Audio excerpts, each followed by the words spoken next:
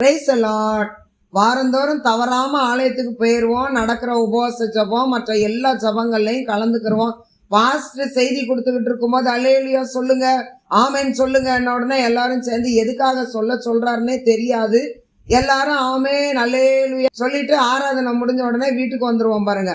அன்னைக்கு சாயங்காலமே கர்த்தருடைய வார்த்தை, இன்னைக்கு உங்களுடைய ஆலயத்துல என்ன வார்த்தையை கேட்டீங்க அப்படின்னு கேட்டா சாயந்தரத்துக்குள்ளவே எல்லாத்தையும் மறந்துருப்போம் பாருங்க. ஆண்டவருடைய வார்த்தைய ஆலயத்துல கேட்டு அங்கேயே விட்டுட்டு வந்துடுறது.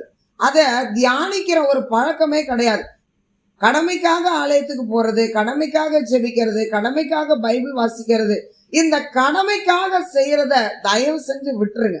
எத்தனை பேர் ஞாயிற்றுக்கிழமை ஆராதனைக்கு போறதுக்கு முன்னாடி வீட்டுல உட்காந்து இன்னைக்கு உங்களுடைய வார்த்தையை கேட்க போறேன் ஆண்டவரே, என் கூட நீங்க என்ன வார்த்தையை கொண்டு பேசுறீங்களோ அதுக்காக நான் காத்திருக்கிறேன் அப்படின்னு ஜெபம் பண்ணிட்டு நீங்க போறவங்க எத்தனை பேர்? ஆண்டவருடைய சமூகத்துக்கு போறேன், அவருடைய வார்த்தையை கேட்க போறேங்கிற ஒரு ஏக்கத்தோட தாகத்தோட போகும்போதுதான் உங்க மனநிலைமைக்கு ஏற்றபடி, உங்களுடைய சூழ்நிலைக்கு ஏற்றபடி ஆண்டவர் வார்த்தையை கொடுத்து உங்களை ஆறுதல் படுத்துவார், தேற்றுவார். பிரியமானவர்களை, ஆடு மாடுகளை பார்த்திருக்கீங்களா? அது வாய் கொஞ்ச நேரம் கூட சும்மா இருக்காது. பகல் முழுசா மேய்றதுக்கு கூட்டிட்டு போவாங்க. வேகமா என்ன செய்யும், மேய்ந்து இறைப்பையில ஒரு ஓரத்துல எல்லாத்தையும் அப்படியே வச்சுக்கிறோம். சாயந்தரம் வீட்டுக்கு வந்ததுக்கு அப்புறம் தான் அதை கொஞ்சம் கொஞ்சமா வெளியே வாய்க்கு கொண்டு வந்து நல்லா ருசிச்சு சாப்பிடும் பாருங்க. அசை போட்டு சாப்பிடும்.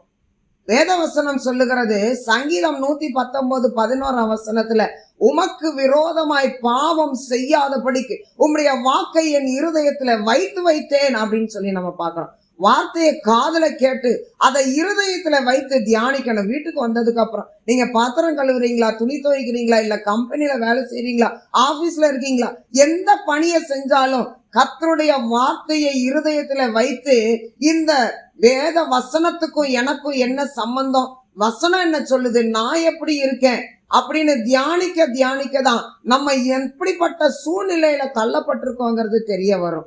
அது மாத்திரம் இல்ல, ஆண்டவருக்கு என்னையால என்ன லாபம், என்னையால அவருக்கு என்ன பிரயோஜனம், நான் அவருக்கு என்ன செஞ்சேன் அப்படிங்கிறத நம்ம புரிஞ்சுக்கிற முடியும். பிரியமானவர்களே, கடமைக்கு போறதை விட்டுட்டு உண்மையாய் ஆண்டவரை தேடுகிற ஏக்கத்தோட போவோம். கர்த்தர் நம்ம ஒவ்வொருவரையும் அளவில்லாம ஆசீர்வதிப்பார். ஆமென்.